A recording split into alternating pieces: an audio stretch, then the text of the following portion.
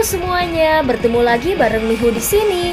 Oh ya, kali ini Mihu akan membawakan alur cerita Donghua yang berjudul Battle Through the Heaven mulai dari season 5 benua Daoki ya. Dan cerita ini sesuai novel. Semoga semuanya yang suka dengan cerita Mihu sehat selalu. Oh ya, Mihu juga minta tolong untuk like, subscribe, dan komen ya.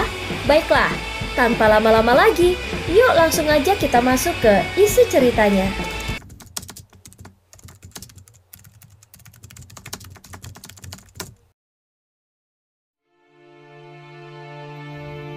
Melanjutkan dari kisah sebelumnya. Pada saat ini Xiaoyan dan Lin Yan sedang berjalan menuju kota ketika tembok kota yang menggaya membawa aura firasat muncul di depan mereka. Manusia datang dan pergi di bawah gerbang kota yang menjulang tinggi. Seluruh tempat dipenuhi dengan suasana yang bising. Keduanya dengan lancar memasuki kota. Mereka melihat ke jalan yang luas dan toko-toko serta bangunan yang tak ada habisnya di kedua sisi jalan. Kota Tianhuang benar-benar meriah. Bahkan mungkin bisa dibandingkan dengan beberapa kota paling makmur di wilayah sudut hitam. Ucap Xiaoyan tanpa sadar mendecakkan lidahnya dan memuji saat dia melihat ke atas kota yang perkasa dan lalu lintas manusia. Ini adalah wilayah tengah dari dataran tengah. Seluruh wilayah tengah benua. Meskipun wilayah sudut hitam juga cukup kuat, bagaimana bisa dibandingkan dengan tempat ini? Ucap Lin Yan. Dia segera mengidentifikasi rute mereka dan membawa Xiaoyan ke lokasi rumah klan Liu. Dia pernah tinggal di tempat ini untuk jangka waktu tertentu. Oleh karena itu, dia cukup akrab dengan kota Tianhuang. Xiaoyan mengikuti di belakang Lin Yan. Mereka berjalan melalui beberapa jalan yang panjang dan mengambil beberapa belokan sebelum sebuah rumah yang sangat luas muncul di depan mata mereka. Manor ini sangat besar. Apalagi ada beberapa penjaga dengan senjata di tangan mereka saat ini di luar manor. Tatapan waspada mereka menyapu sekeliling. Xiaoyan terkejut saat melihat pertahanan kediaman yang ketat. Dia berkata dengan terkejut, apakah ada kebutuhan sehingga banyak penjaga di siang hari bolong? Sesaat kemudian dia mengerutkan keningnya dan dengan lembut berkata, sepertinya ada sesuatu yang salah. Klan Liu tidak mengirim begitu banyak penjaga di masa lalu. Tunggu sebentar. Setelah Lin Yan mengatakan ini, matanya mengembara sebelum dia menghentikan seorang pria yang dengan tergesa-gesa lewat. Dia menangkupkan kedua tangannya dan tersenyum ketika dia bertanya, teman, bolehkah aku tahu apa yang terjadi di kota Tianhuang ini? Mengapa klan Liu bertingkah seperti ini? Orang yang telah dihentikan Lin Yan meliriknya dengan ragu sebelum bertanya, apakah kau datang dari tempat lain? Saat ini klan Liu dan klan Cheng sedang memperjuangkan hak pengelolaan lubang cacing. Kedua klan tersebut telah membawa cukup banyak orang ke area terbuka di tengah kota. Semua orang di kota berlari untuk menonton pertunjukan. Lin Yan sekali lagi merajut alisnya saat mendengar ini. Dia menangkupkan tangannya ke orang di depannya sebelum berbalik dan berjalan ke sisi Xiaoyan. Dengan suara lembut dia berbisik, Xiaoyan, maaf, aku ingat seharusnya giliran klan Liu untuk memiliki hak pengelolaan lubang cacing tahun ini. Mengapa perkelahian terjadi? Xiaoyan juga telah mendengar apa yang orang itu katakan sebelumnya. Dia segera menyeringai dan berkata, akankah kita tahu jika kita pergi ke tengah kota dan melihatnya? Lin Yan mengangguk. Dia segera tertawa. Sepertinya Liu Qing sedang tidak mudah menjadi kepala klan. Ikuti aku, perkelahian seperti itu tidak biasa. Setelah mengatakan ini, Lin Yan berbalik dan memimpin jalan. Dia dengan cepat berjalan ke tengah kota. Dan Xiaoyan juga tersenyum dan mengikuti dari belakang. Di tengah kota Tianhuang, ada arena yang sangat luas yang terbuat dari batu hijau. Sebuah platform batu terletak di tengah tanah terbuka. Di atasnya ada lubang cacing hitam pekat besar yang perlahan berputar. Riak spasial yang mengejutkan menyebar darinya. Saat ini, area di sekitar tanah terbuka ditempati oleh lautan manusia yang lebat. Suara ini seperti suara iblis, menyebabkan gendang telinga seseorang terasa sakit. Mata penasaran yang tak terhitung jumlahnya memperhatikan tengah-tengah lapangan terbuka. Ada dua kelompok orang yang saling berhadapan di tempat itu. Chen Yao, lubang cacing harus dikelola oleh klan Liuku tahun ini. Apa yang kau maksud dengan bertindak seperti ini? Orang yang memimpin kelompok di sisi kiri adalah seorang pria berbadan tegap. Dia mengerutkan kening dan ada aura kekuatan bahkan tanpa amarah. Wajah seperti ini agak familiar. Jika seseorang melihat dengan cermat, orang akan menyadari bahwa orang itu adalah Liu Qing. Liu Qing saat ini tidak lagi memiliki roh yang dia miliki saat itu. Mengganti roh itu adalah semacam ketenangan. Bagaimanapun, klan Liu membutuhkan kepala klan yang berkualitas, bukan anak laki-laki yang muda dan impulsif. Ada dua pria tua berambut putih panjang di belakang Liu Qing. Kedua orang ini berdiri secara acak, tetapi mereka memiliki aura megah yang diam-diam beriak. Akibatnya tidak ada yang berani meremehkan mereka. Selain itu, ada sosok cantik yang besar berdiri di sampingnya. Wanita ini mengenakan pakaian merah. Wajahnya seperti bunga persik yang dipenuhi dengan daya pikat. Pria manapun yang melihatnya akan merasa tertarik. Wajah ini juga tidak asing. Dia memiliki nama yang memikat, yaitu Liu Fei. Saat itu, dia mengalami konflik kecil dengan Xiaoyan di Akademi Dalam. Namun setelah beberapa tahun, Liu Qing saat ini tampak lebih memikat. Dia seperti buah persik yang matang yang menyebabkan banyak mata pria tanpa sadar melayang ke arahnya. Hahaha, Liu Qing, jika kita membicarakannya, kau satu generasi lebih muda dariku. Kau seharusnya tidak berbicara dengan cara yang tidak sopan kepada seorang senior. Ada sekelompok besar orang yang mirip dengan wajah galak di seberang kelompok Liu Qing. Pemimpin mereka adalah seorang pria parubaya. Matanya menatap Liu Qing dengan cara yang menyeramkan sebelum dia tertawa aneh. Wajah Liu Qing menunjukkan senyum dingin ketika dia mendengar ini. Dia baru saja akan mengatakan sesuatu ketika suara tua terdengar di tempat terbuka. Ini adalah pesan terbaru dari Burning Flame Valley. Tatapan yang tak terhitung jumlahnya langsung berubah ketika mereka mendengar suara ini. Yang mereka lihat hanyalah seorang pria tua berjubah merah berdiri dengan tangan di belakang punggungnya. Ada cukup banyak bintik merah di wajah lamanya. Penatua Cihua dari Burning Flame Valley.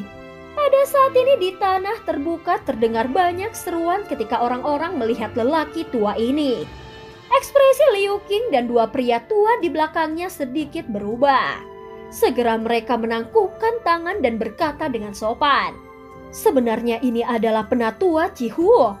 Bolehkah aku tahu apa alasan orde baru ini? Menurut aturan masa lalu sekarang bukan waktunya untuk menyerahkan hak pengelolaan lubang cacing," ucap orang tua yang berada di belakang Liu Qing. Kepala lembah telah memberikan perintah. Dia membutuhkan beberapa alkemis tingkat tinggi untuk pergi ke Burning Flame Valley untuk membantu orang tua memperbaiki pil obat. Namun dia belum menemukan orang yang cocok sampai sekarang. Makanya dia sudah mengeluarkan perintah ini. Klan manapun yang dapat menemukan alkemis tingkat tinggi akan mendapatkan hak pengelolaan lubang cacing. Ini akan efektif selama 3 tahun. Ucap orang tua yang dipanggil Penatua Cihua berbicara dengan suara yang lemah. Klan Cheng telah menemukan alkemis tingkat 6 yang telah diakui oleh Menara Pil. Jika klan Liumu juga dapat menemukannya dan mengundangnya untuk mengikutiku ke Burning Flame Valley, maka lubang cacing ini akan diserahkan kepadamu. Apalagi haknya akan diperpanjang dari 1 tahun menjadi 3 tahun. Ucap Penatua Cihua menunjuk ke arah klan Cheng. Ada seorang pria tua dengan jubah alkemis berwarna ungu yang berdiri dengan tangan di belakang punggungnya. Seorang alkemis tingkat 6. Ekspresi Liu Qing berubah ketika dia mendengar ini. Klan Liu mereka memang juga memiliki seorang alkemis. Namun yang terbaik hanya seorang alkemis tingkat 5. Mereka tidak pernah memiliki alkemis tingkat 6. Bagaimanapun, seorang alkemis di tingkat itu akan bisa mendapatkan perlakuan yang baik dari faksi seperti Burning Flame Valley. Siapa yang akan datang ke klan mereka yang tidak besar atau kecil? Penatua Cihuo, masalah ini terlalu tiba-tiba. Bisakah kau memberi klan Liu kami beberapa hari? Kami pasti akan berusaha sekuat tenaga untuk menemukan alkemis tingkat 6. Ekspresi Liu Qing berubah dengan cepat sebelum dia berbicara dengan cara ini. Namun penatua Chihuo menggelengkan kepalanya. Nadanya monoton seperti biasanya. Ini adalah perintah yang diberikan secara pribadi oleh kepala lembah. Siapa yang berani menunda? Lupakan klan Liumu. Bahkan aku yang dulu tidak memiliki kemampuan itu.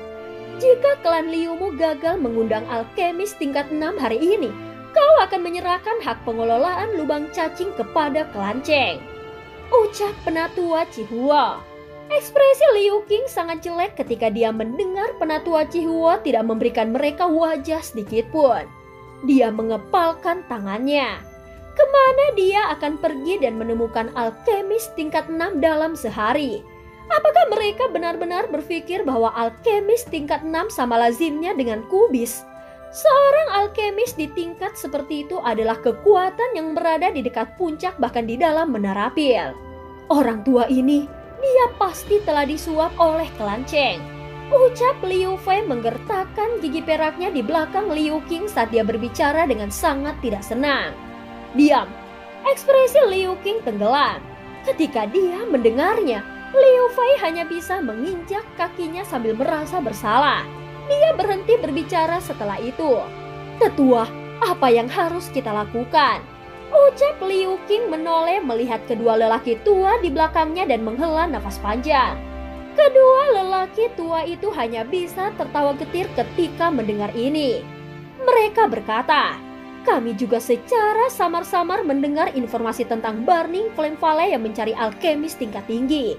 Namun kami tidak terlalu memperhatikannya. Tanpa diduga, Fei sepertinya benar. Seseorang pasti sudah memberitahu klan Cheng sebelumnya. Aku juga pernah mendengar tentang alkemis tingkat 6 ini. Dikabarkan bahwa dia adalah alkemis tingkat tinggi yang naik ke level tingkat 6 sejak lama. Sangat sulit untuk menemukan seseorang yang memiliki tingkatan yang lebih tinggi dalam kota Tianhuang. Ucap orang tua itu. Hati Liu Qing tenggelam ketika dia mendengar mereka berdua berbicara dengan cara seperti itu. Tinjunya terkepal erat sampai mengeluarkan suara retak. Lubang cacing terlalu penting bagi klan Liu. Ini adalah sumber pendapatan yang sangat besar bagi mereka. Hanya dengan pendapatan ini sebagai yayasan, klan Liu mereka dapat memperkerjakan orang yang lebih mampu untuk memperluas faksi mereka. Namun jika itu direnggut oleh klan Cheng, tingkat perkembangan mereka akan melambat jika tidak berhenti. Hahaha, keponakan Liu, kau seharusnya tidak terus memiliki lebah di kap mesinmu. Cukup serahkan hak pengelolaan lubang cacing dengan tenang. Jika aku bahagia di masa depan, aku mungkin akan membagikan sedikit keuntungan untuk dinikmati klan Liu. Ucap pria parubaya bernama Cheng Yao tanpa sadar tertawa dengan cara yang aneh ketika dia melihat perubahan ekspresi Liu Qing. Wajah Liu Qing menjadi jauh lebih hijau ketika dia mendengar ejekan pelan dari pihak lain.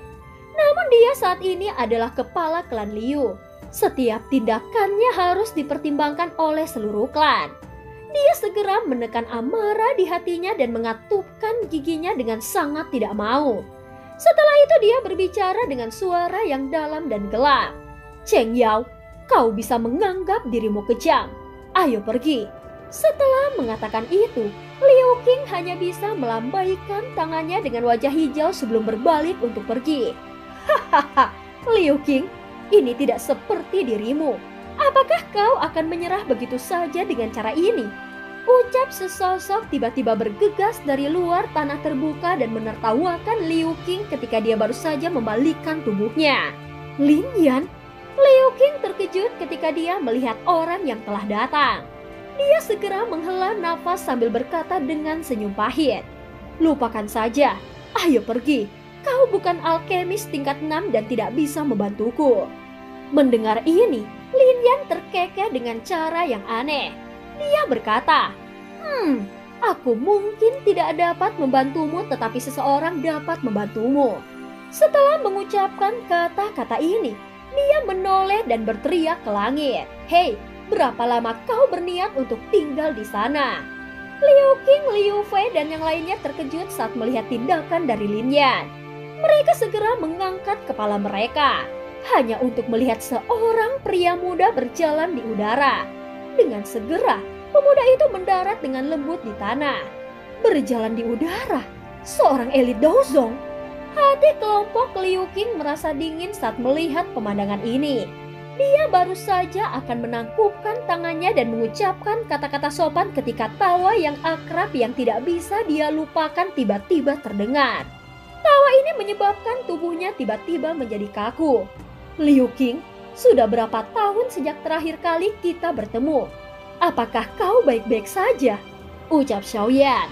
Pada saat ini tawa lembut yang familiar menyebabkan tubuh Liu Qing menegang sejenak. Sesaat kemudian, dia akhirnya sembuh.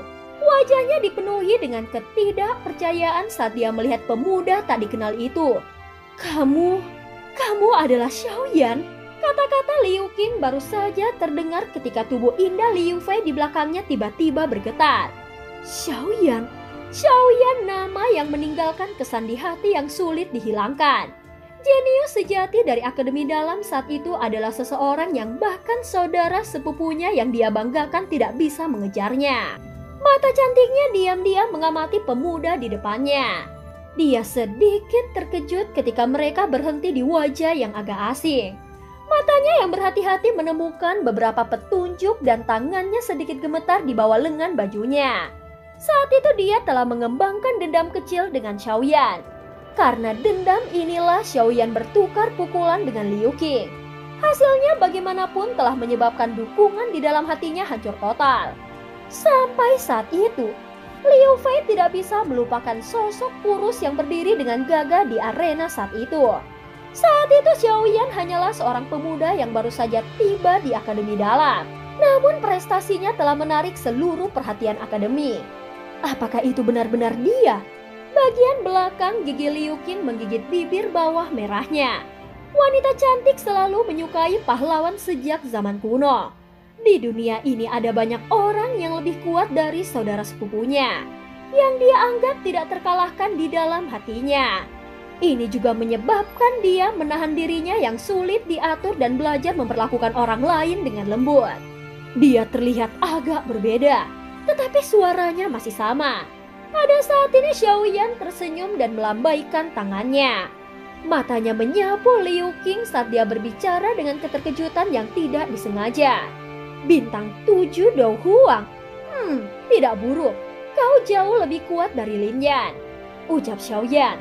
Liu Qing akhirnya bisa mengkonfirmasi identitas orang di depannya setelah mendengar nada yang familiar ini. Kegembiraan melonjak ke matanya. Matanya juga menyapu Xiaoyan dan ekspresi wajahnya menjadi sedikit kusam. Dia tertawa getir. Hahaha, Xiaoyan, sepertinya kau sudah lolos ke kelas Daozong, ucap Liu Qing. Sebelumnya dia telah melihat dengan jelas bahwa Xiaoyan berjalan di udara. Pada saat ini orang-orang di belakang Liu Qing sedikit berubah setelah mendengar kata-katanya. Mata mereka terkejut saat mereka menyapu tubuh Xiaoyan.